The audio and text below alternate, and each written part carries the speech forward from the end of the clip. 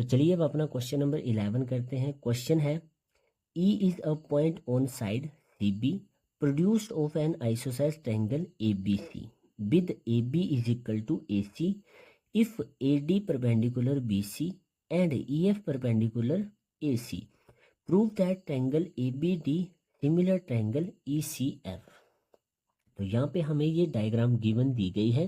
Question में हमें ABC isosceles triangle दिया गया है। आइसोसेलेस ट्रायंगल का मतलब इसकी जो टू साइड्स हैं वो इक्वल है, AB और AC। AB हमारी बराबर है AC के।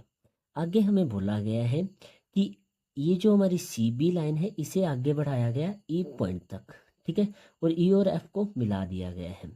और ये जो AD है ये परपेंडिकुलर है BC के ऊपर और EF परपेंडिकुलर बना रहा है AC के ऊपर। तो ये हमें गिवन दिया गया है। हमें प्रूव करना है ट्रायंगल ABD। ABD ये वाली ट्रायंगल हमारी ये सिमिलर आनी चाहिए ECF के। तो ABD ये वाली छोटी ट्रायंगल ये हमारी सिमिलर आनी चाहिए ECF इस ट्रायंगल के। तो चलिए करते हैं इस क्वेश्चन को। सबसे पहले जो हमें गिवन दिया गया है वो लिखेंगे हम।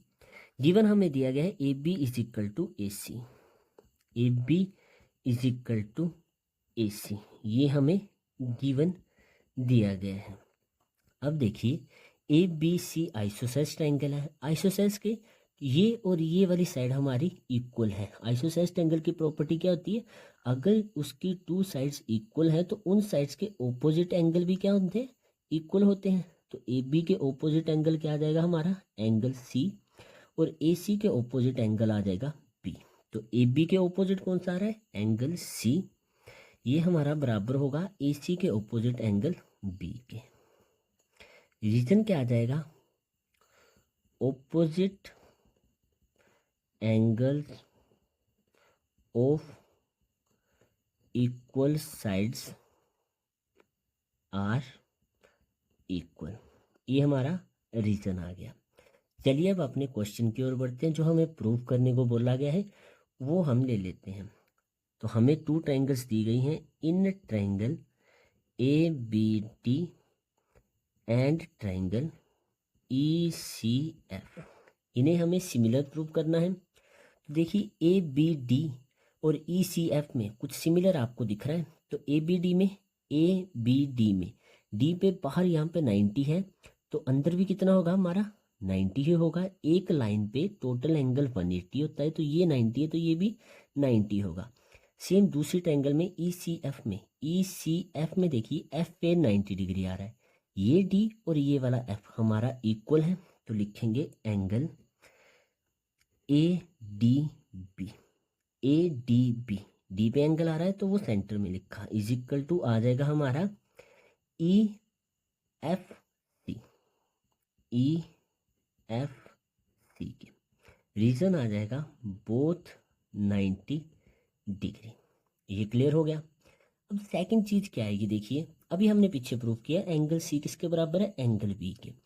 तो ABD में देखिए ये एंगल B, और ECF में देखिए ये एंगल C आ रहा है। ABD में एंगल B आ रहा है और ECF में एंगल C आ रहा है, और ये दोनों हमारे आइसोसेलेस ट्रायंगल के ओपोजिट एंगल आ रहे हैं ना, इक्वल होते हैं ये वाले ना। तो एंगल B किसके बराबर आ जाएगा, एंगल C के। तो एंगल B इस ट्रायंगल में आ रहा है तो यहाँ पे आएगा, और एंगल C इस ट्रायंगल में आ रहा है तो यहाँ पे आएगा।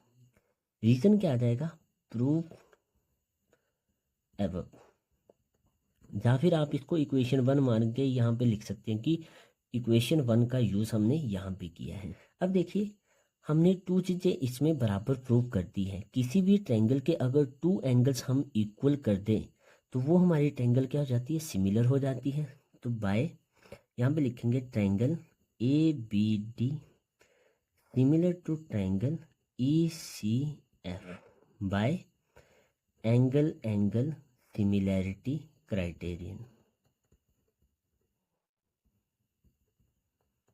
ये क्या होगी, हमारी दोनों ट्रायंगल आपस में सिमिलर प्रूव होगी। बस इतना सा हमारा ये क्वेश्चन था, सिंपल था, आ गया होगा आपको समझ। चलिए मिलते हैं नेक्स्ट क्वेश्चन के साथ नेक्स्ट वीडियो में। जय श्री राम।